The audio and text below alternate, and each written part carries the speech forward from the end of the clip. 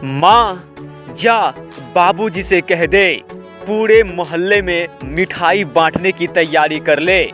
माँ जा बाबूजी से कह दे पूरे मोहल्ले में मिठाई बांटने की तैयारी कर ले, क्योंकि इस बार का टॉपर तेरा ही बेटा बनने वाला है। दोस्तों, आज की वीडियो में हम आपको बताएंगे साइंस के टॉप 30 फार्मूला। दोस्तों, 30 महत्वपूर्ण सूत्र आपको आज की वीडियो में बताएंगे जो आपके एग्जाम में बार बार पूछे जाते हैं। इस वीडियो से यकीन मानिए 5 सूत्र आपके एग्जाम में देखने 100% मिलेगा। चलिए शुरुआत करते हैं आज की वीडियो को। देखिएगा लास्ट तक, बाकी आपकी मर्जी। दोस्तों, आज का पहला यौगिक आपको यहाँ पे दिख रहा है। दोस्तों, यहाँ पे यौगिक का नाम, उसका रासायनिक नाम और उसका सूत्र लिखा गया है, और उसका अन्य नाम भी लिखा गया है कि उसे और क्या कहा जाता है, ये भी लिखा हुआ है। तो दोस्तों, वीडियो को ध्यान से देखिएगा। हो सके तो हर एक सूत्र का स्क्रीनशॉट ले लीजिएगा। देखिए, पहला है साधारण लवण। दोस्तों, साधारण लवण का जो रासायनिक नाम होता है वो होता है सोडियम क्लोराइड।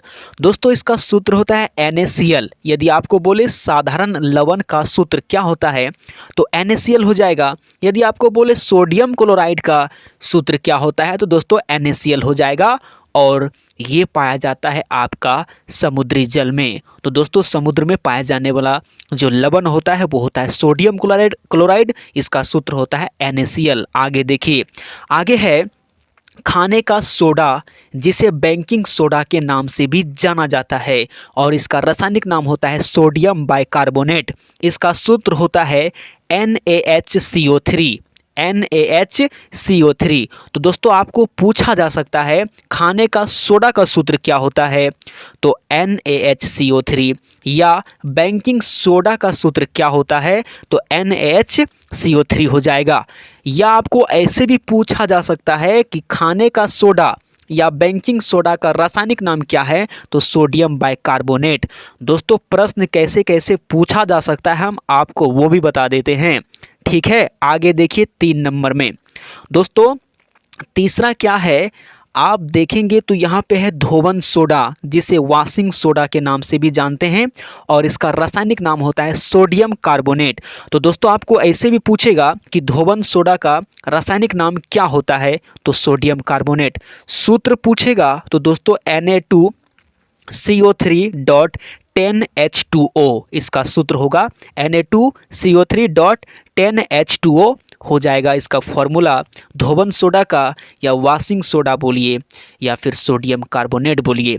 आगे देखिए, आगे है आपका 4 नंबर में तूतिया, जिसे नीला कशीस या कॉपर सल्फेट के नाम से भी जानते हैं। फिर वही बात, तूतिया को नीला कशीस के नाम से जानते हैं, और इसका रासायनिक नाम कॉपर सल्फेट होता है। इसका सूत्र होता है CuSO4.5H2O। CuSO4.5H2O। आगे देखिए 5 नंबर में है संगमरमर, जिसे खड़िया के नाम से भी जानते हैं, और इसका रासायनिक नाम होता है कैल्शियम कार्बोनेट। इसका सूत्र होता है CaCO3। आगे देखिए, आगे प्रश्न है लाफिंग गैस। लाफिंग गैस, जिसका रासायनिक नाम होता है नाइट्रस ऑक्साइड, और इसका रासायनिक सूत्र होता है N2O। आगे देखिए, आगे प्रश्न है आपके पास जिप्सम, जो कि बहुत बार पूछा गया है मैट्रिक के एग्जाम में। जिप्सम का रासायनिक सूत्र क्या होता है। दोस्तों, जिप्सम का रासायनिक नाम होता है कैल्शियम सल्फेट, और इसका रासायनिक सूत्र होता है CaSO4.2H2O। CaSO4.2H2O। आगे देखिए 8 नंबर में है शुष्क बर्फ। शुष्क बर्फ, जिसका रासायनिक नाम है ठोस कार्बन डाइऑक्साइड। शुष्क बर्फ बोले या ठोस कार्बन डाइऑक्साइड बोले, इसका सूत्र होता है CO2। बिल्कुल इजी है, कार्बन डाइऑक्साइड का सूत्र होता है CO2। आगे है विरंजक चूर्ण। विरंजक चूर्ण, जिसे ब्लीचिंग पाउडर के नाम से जानते हैं। ब्लीचिंग पाउडर या विरंजक चूर्ण, इसका सूत्र होता है CaOCl × Cl। NaOCl into Cl। दोस्तों इसे ऐसे भी लिखा जा सकता है कि CaOCl2, क्योंकि Cl2 यहाँ पर 2 बार है। तो दोस्तों CaOCl2 ऐसे भी आपको ऑप्शन में देखने को मिल सकता है। आगे प्रश्न है प्लास्टर ऑफ पेरिस। दोस्तों प्लास्टर ऑफ पेरिस का जो सूत्र होता है वो होता है CaSO4 dot half H2O। Half H2O, ध्यान से देख लीजिए इसे, यहाँ पे हाफ H2O होता है प्लास्टर ऑफ पेरिस का सूत्र में।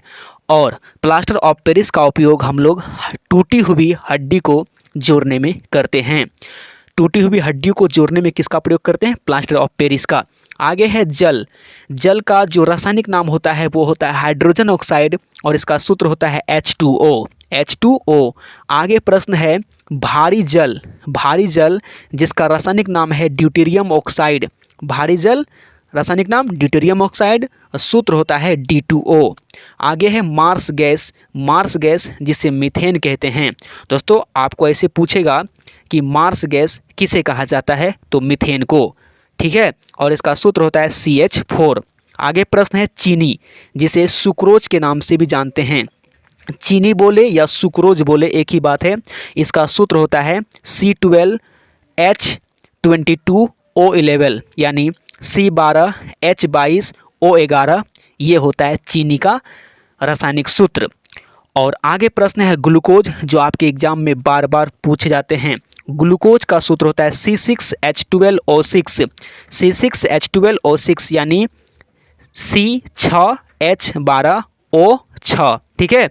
और एक बात आपको ऐसे भी पूछेगा कि ग्लूकोज के अणु में या ग्लूकोज के सूत्र में कार्बन के कितने परमाणु होते हैं। दोस्तों यहाँ पे देखिए कार्बन 6 है तो 6 हो जाएगा। पूछेंगे ऑक्सीजन के कितने परमाणु होते हैं या अणु होते हैं, तो ऑक्सीजन के भी 6 होते हैं और हाइड्रोजन के 12 होते हैं। तो दोस्तों ऐसे भी आपको घुमा के पूछा जा सकता है। आपको मीथेन में भी पूछ लेगा कि मीथेन के अणु में कार्बन के परमाणु कितने होते हैं, तो दोस्तों कार्बन के परमाणु 1 होते हैं, हाइड्रोजन के 4 होते हैं, ठीक है। यदि आपको सूत्र याद है तो आप आराम से बता सकते हैं। आगे प्रश्न है बेंजीन। बेंजीन का सूत्र क्या होता है? दोस्तों बेंजीन का सूत्र होता है C6H6। C6H6 होता है। आगे है एल्केन, एल्किन, एल्काइन। ये तीनों जो है आपके एग्जाम में बार बार पूछे जाते हैं और यहाँ पे बच्चे होते हैं कन्फ्यूजन में पड़ जाते हैं और गलत कर देते हैं, क्योंकि तीनों देखने में एक ही लगते हैं, ठीक है। तो इन तीनों को आप ध्यान से देखिए।